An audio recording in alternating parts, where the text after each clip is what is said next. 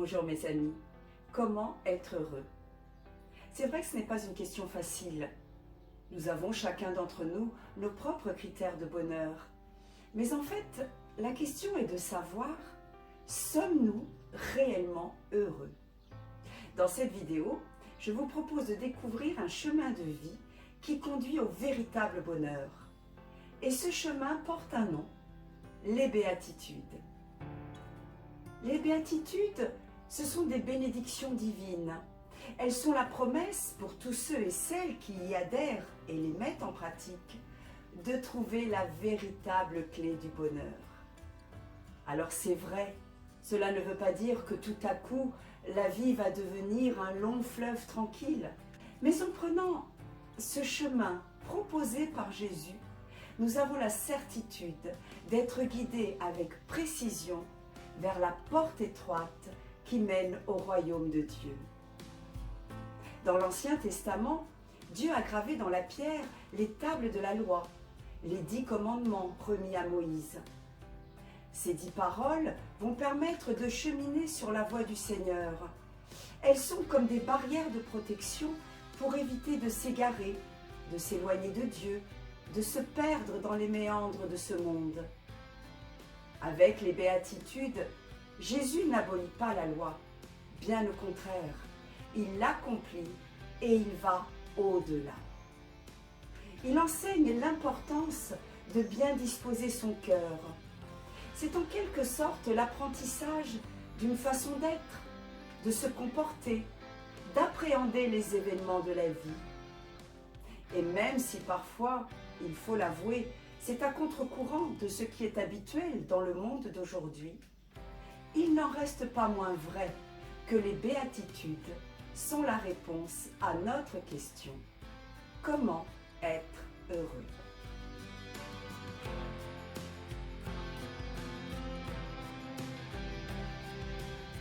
Être pauvre de cœur, reconnaître en nous-mêmes cette pauvreté, c'est admettre que sans Dieu, notre vie n'a aucun sens.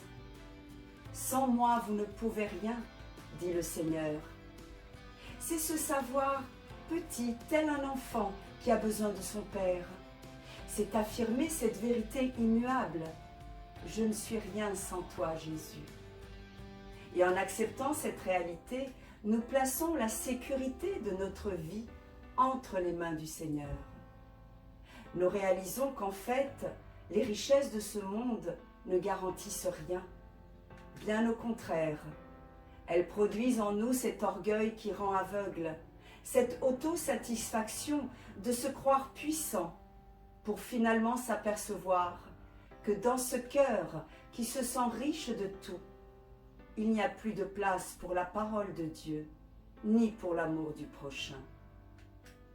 Mes amis, nul ne peut servir de maître, Dieu et l'argent, car forcément, l'un des deux sera adulé et l'autre méprisé. C'est pourquoi Jésus enseigne et invite à cette pauvreté de cœur.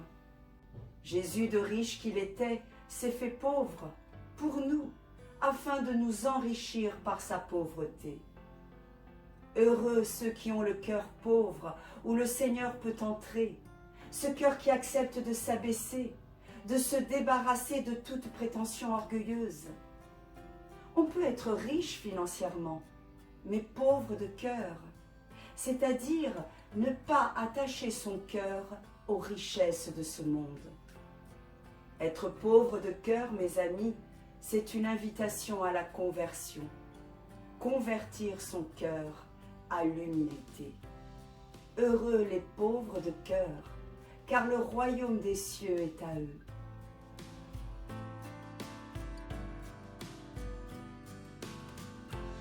Être doux et humble de cœur à l'image de Jésus, voilà ce à quoi nous sommes tous et toutes appelés.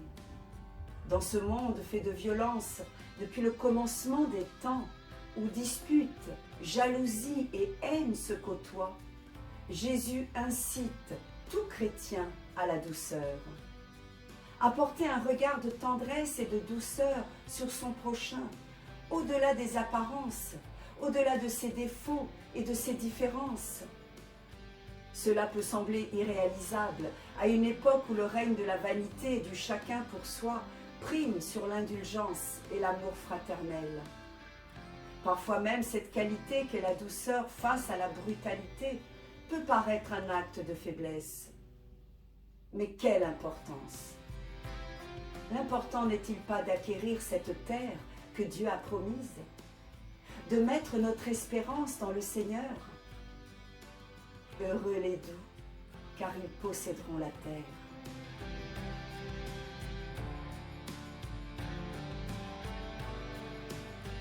Savoir pleurer, pleurer avec les autres, se laisser attendrir devant la misère de ce monde, c'est avoir le courage de partager la souffrance de son prochain, de ne pas fuir les situations difficiles, les moments délicats, tous ces temps parfois si douloureux à vivre.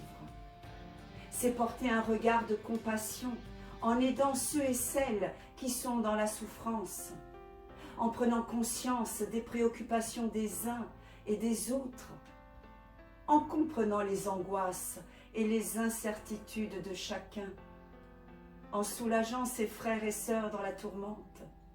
Voilà ce à quoi Jésus nous invite.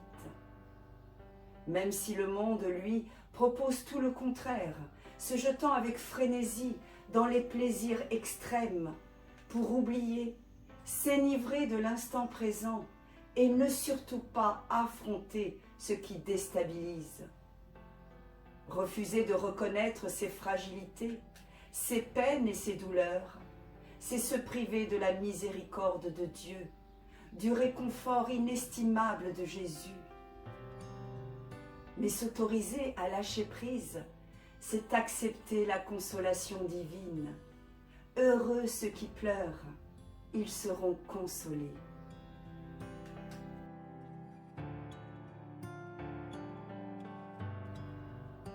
Jésus demande à chacun et à chacune de rechercher la justice avec faim et soif. Autrement dit, aspirer à la justice avec la même intensité qu'il est nécessaire de se nourrir et d'abreuver son corps pour vivre. Être affamé et assoiffé de la justice, c'est avoir à cœur de vivre dans la vérité pour s'ajuster à la volonté de Dieu. C'est éprouver au plus profond de soi ce désir ardent d'œuvrer pour la vérité dans le monde, de rechercher la justice pour les pauvres et les faibles. Heureux ceux qui ont faim et soif de justice, ils seront rassasiés.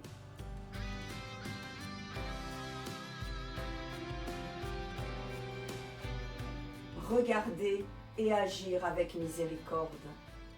La miséricorde consiste à donner, aider et servir les autres. Mais elle est aussi source de pardon et de compréhension.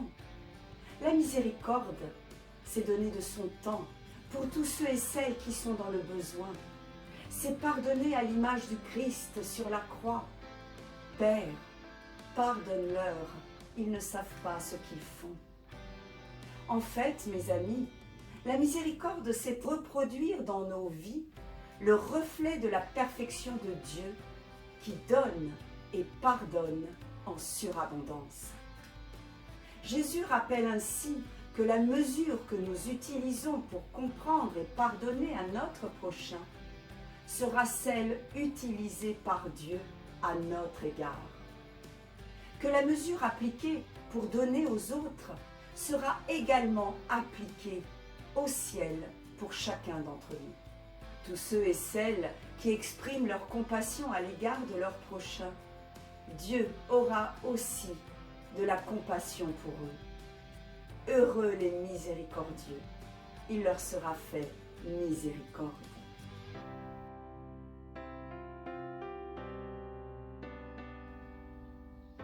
Garder le cœur pur, c'est le préserver de toute souillure. C'est avoir un cœur simple, un cœur qui sait aimer, sans laisser entrer dans sa vie tout ce qui peut porter atteinte à l'amour véritable de Dieu et du prochain. C'est se tenir éloigné de tout ce qui fragilise et met en danger cet amour. Jésus conseille d'aimer en acte et en vérité. car ce cœur sur lequel il est nécessaire de veiller avec attention est à l'origine de tous nos désirs, nos décisions, nos émotions. Il est ce cœur que notre Père céleste voit dans le secret. Nous pouvons tromper le monde en apparence, mais Dieu, qui scrute les cœurs, reconnaît ce qui n'est pas pur, ce qui n'est pas sincère. Heureux les cœurs purs, ils verront Dieu.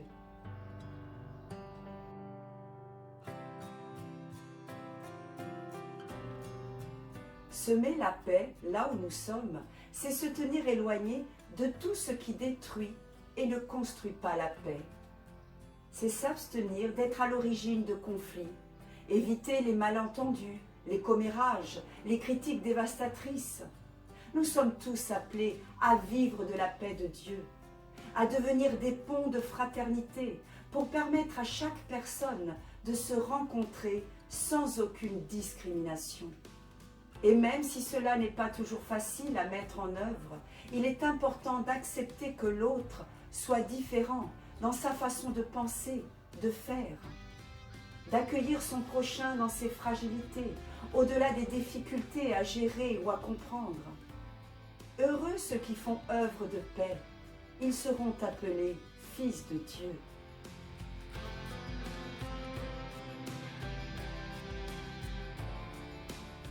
Accepter jour après jour de suivre le Christ malgré les courants contraires. S'attacher à la parole de Dieu envers et contre tous. Affronter sans compromis le rejet et les moqueries de ceux et celles qui nous dédaignent et nous repoussent, car nos choix de vie ne sont pas ceux de ce monde.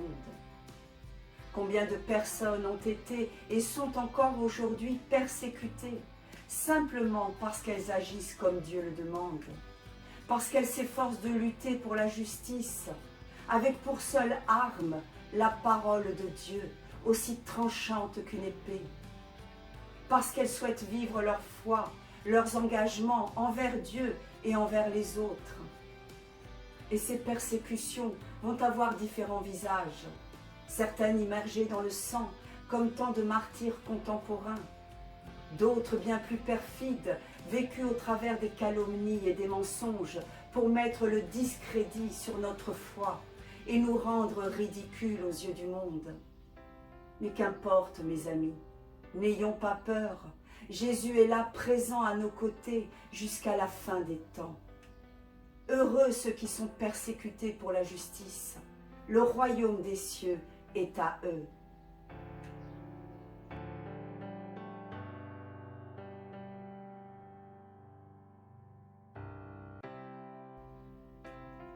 Demeurez dans la confiance et la paix, restez ferme dans sa foi, sans crainte ni peur, car Jésus dit à chacun et chacune d'entre nous, « Ne crains pas, je suis avec toi.